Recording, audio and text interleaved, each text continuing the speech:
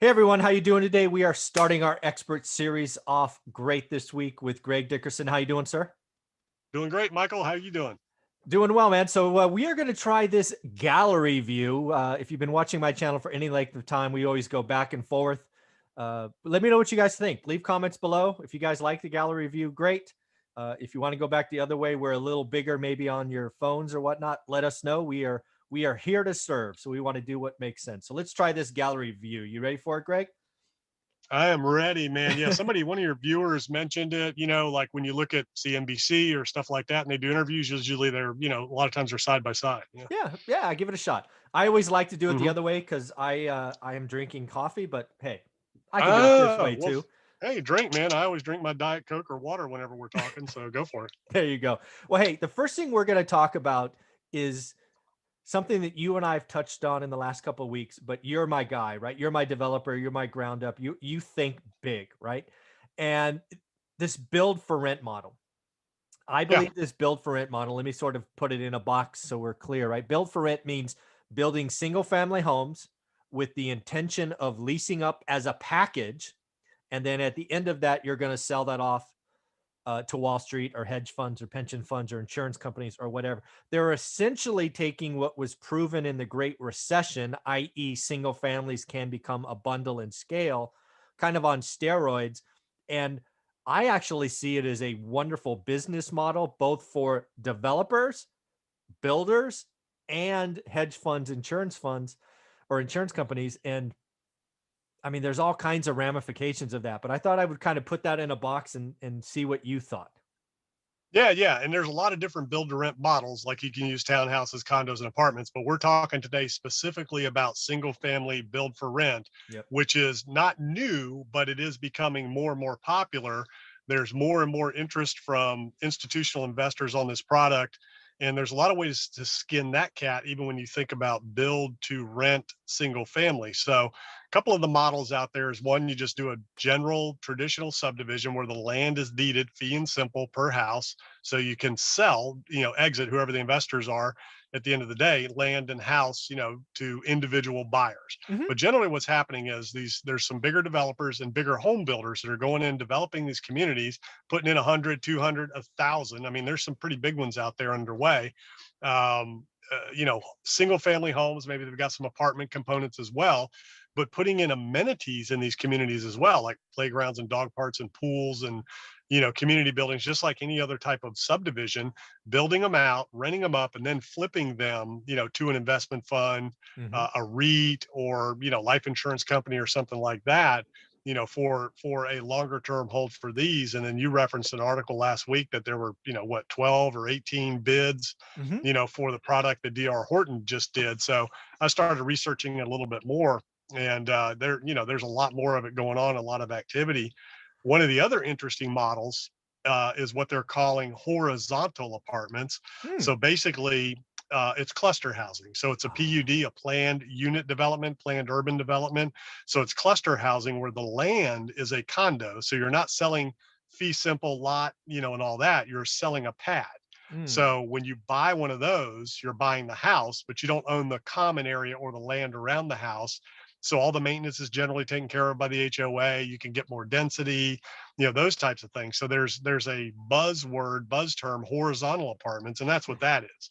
And those are nothing, that's not a new idea either. Those cluster developments have been done, for a long time, and you see them more particularly in, like, age restricted communities, the 55 plus communities, Yeah. things like that.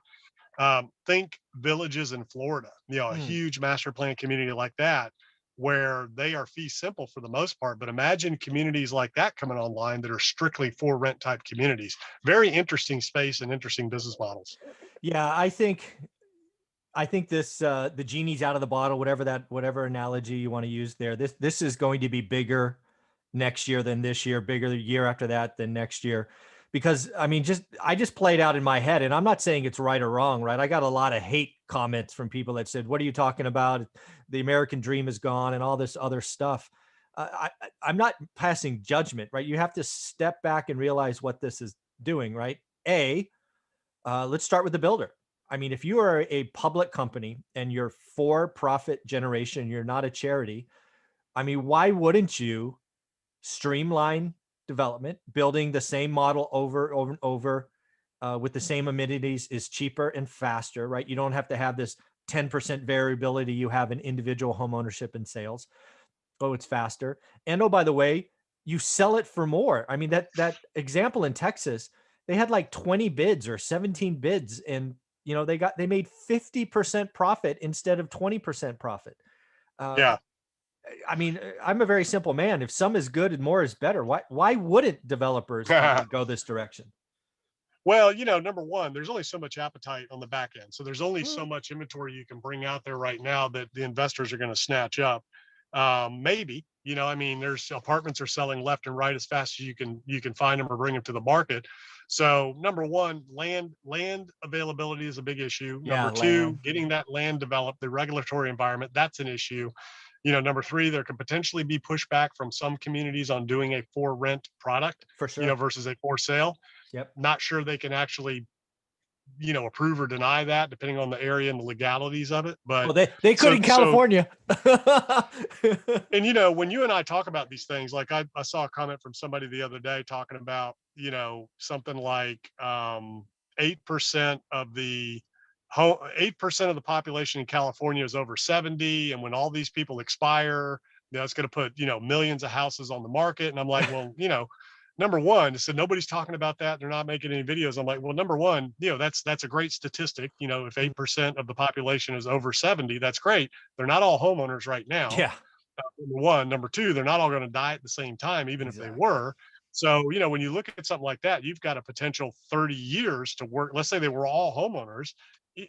They're going to die between now and 30 years from now. Some will be 80, some will be 75, some will be 100, and people are living longer and longer. So that's not Yeah, something that's going to really impact or affect the housing market. not at What all. you and I are talking about is something that could potentially affect and impact housing markets today in certain areas Correct. because there just is no inventory.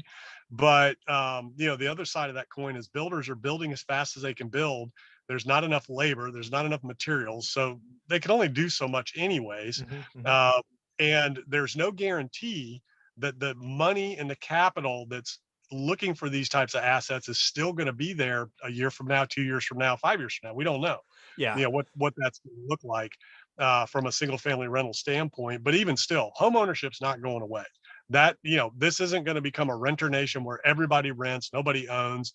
But even if it did, it doesn't really matter. The American dream is not about owning a home. That's not what the American dream is. A lot of people mm, think the American dream is about home ownership. It really isn't. The American dream is the opportunity in this country, unlike anywhere else in the world, where you can create significant businesses, opportunity, and wealth from nothing, starting from nothing with absolutely no backing. There's story after story after story of people that come here with absolutely nothing from other countries. hmm. They do the work, they sacrifice, and they become wealthy and whatever.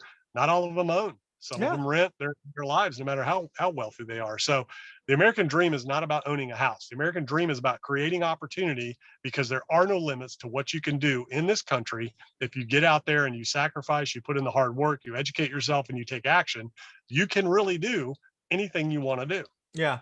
And I just want to say, for some people, maybe the American dream is owning a home ownership, but I would tell you that, yeah, the American dream, yeah, the classic immigrant story of coming here with $100 in your pocket and a suitcase, and 10, 15, 20 years later, via doing the work, sacrifice, consistently moving forward, you're uber successful, whatever uber successful means. If that's owning a home, great. If that's being a millionaire, great. If that's being a decamillionaire, great. That is the American dream. It's whatever you aspire to be and work hard for. So I totally agree with that. But back Yeah. to kind of this build for rent model, right? There's two sides of the equation. One is builders, right? And as far as I'm concerned, they have a moral I don't know if moral is the wrong word. Moral is the wrong word, but they have an obligation to their shareholders. If they're public, if they're private, do whatever the hell you want. But if you're public, you have an obligation to your shareholders to generate as much profit as you can. And right now, you got a hungry appetite, at least in that one example. You should be filling that appetite because it's outsized returns. And when that goes away, all right, come back and build for owners. The other one is the return, because that's the other side, the appetite. And I think what they see right now is they're seeing unbelievably low cap rates in multifamily. They're seeing crashing values in office, in retail. I just did an example in Manhattan where it's down 25%. Oh my God, painful. And now they're looking at houses and going, shoot, I can get a 7 cap in brand new product versus an apartment or a condo tower where they're getting a 3 cap. I mean, dude, if some is good, more is better, right? They're going to chase that return until it kind of gets on par with other investment options. And right now, there's nothing out there that touches it, in my opinion. No, no, and it's traditionally been an inefficient marketplace because it Mhm. was the bank foreclosures Yep. and they were scattered. It's very fragmented. So now with these communities, it's much more efficient, and it Yeah. is supplying a need in the market. I mean, there's a lot of people Mhm. that need a house that can't buy a house. Maybe Yeah. they don't have the down payment, maybe their credit's not great, maybe they got wiped out during this financial crisis or the last one and they Mhm. can't borrow money.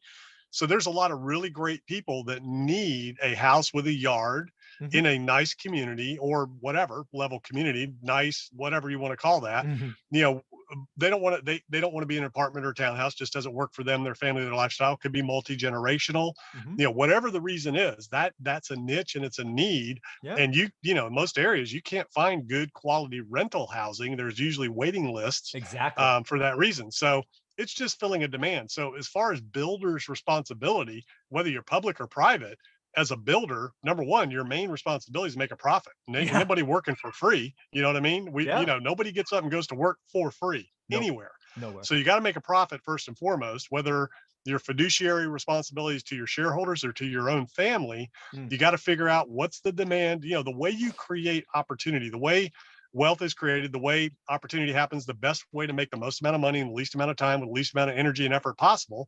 Where's the demand? Go fill that need. That's it. Find a market where there's demand, find a problem that needs to be solved. Right now housing is a problem in this country, Mhm. whether it's ownership or renting, and there's advantages to renting over home ownership in terms of an investment and things like that. You got to live somewhere. So and people, there's different viewpoints on that depending on what you buy at what price point and the opportunities and things like that. Mhm. You can make an argument that housing is a great investment, and it's not. It's an asset or it's a liability. A lot of different ways to look at that, and depending on where you're at and what you're buying at, it can be one or both. Mhm. So it's definitely a demand, it's definitely a need and a niche that needs to be filled, and I think it's a great investment vehicle. The other one is short-term rentals, Yep. in vacation markets. Oh, yeah. Those I think are the best properties to rent year round because there's no collections, there's no evictions, there's no vacancies. Mm. They're just automatic. So if you're going to own rental housing, man, those things are thoroughbreds. Yeah. Yeah, then the last thing to talk about on this topic is the kind of demand from the consumer side. I think you're right. I think one Hmm. of the things that I believe is changing after this crisis is space. I think that there's a whole collection of a population that used to maybe seek out class A, kind of vertical living because of the amenities. Now they're like, you know what? I'm going to stay a renter on purpose. They want to, it's their desire, mobility, whatever. But they're like, nope, I'm going to rent space. I want a yard. Right. So I think there is a need for more Hmm. rental housing, more single family homes. And it's that special combination. There's a need, call it demand from the consumer. There's more profit from the builders, and there's plenty of money chasing yield. I think there's going to be a lot more new construction for build to rent. I think the negative is the capacity that going build for rent is not going to build for ownership. So we could see a drop in new construction for homeowners, at least in the short term, until the demand is kind of quelled. That's got to be fair, right? I mean, I don't know how else that happens.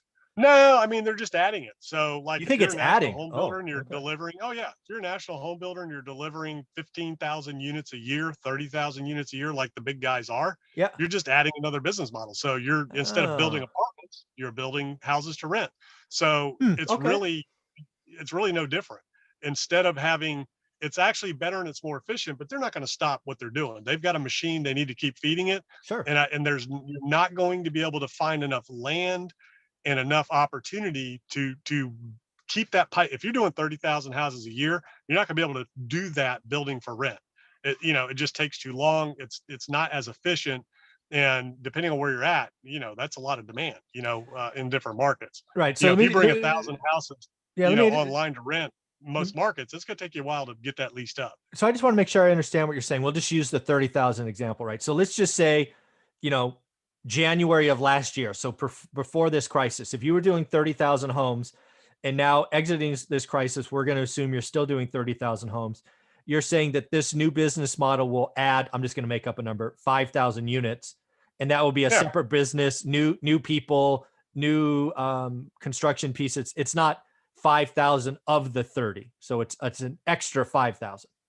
Yeah, it's an additional revenue Okay. center that, you might use the same people, the same, resources or whatever. I'm just saying they're not going to abandon. They're not going to say, if we got a capacity to do 5,000 homes or 30,000 homes, let's take 5,000 customs off the list and go do these rentals. Got They're it. not going to do that. They're going to keep doing 30,000 because that's what they're getting paid for now. That's Okay. money today. Got it. Those close, they get paid today. These single family for rent communities, these are a couple of years. You For got to sure. get them built. You got to get them rented, then you can sell them. So that's a year, 2 years, 3 years to a payday. Got it. Versus I'm getting paid today for this. So you don't cut out your cash cow. That cash cow fuels the single family rental development model. So that's kind of how that works. Now, this is more efficient, it's easier, and they might be able to scale that up. But the question is, how fast can you do this business model and get them leased up, and how big of an appetite is there and how much demand is there? And it's just like apartments. You build 1,000 units of apartments somewhere, and it's going to take you a while to lease those up. Yeah, no, you're right. I see that now. So this has been a wonderful conversation. Again, I think this is bigger. This we're not done with this story yet. Build to rent is a model that's been proven, and it's going to grow from here. So Greg, I appreciate your time. Thank you for looking into this. I appreciate it. Yeah,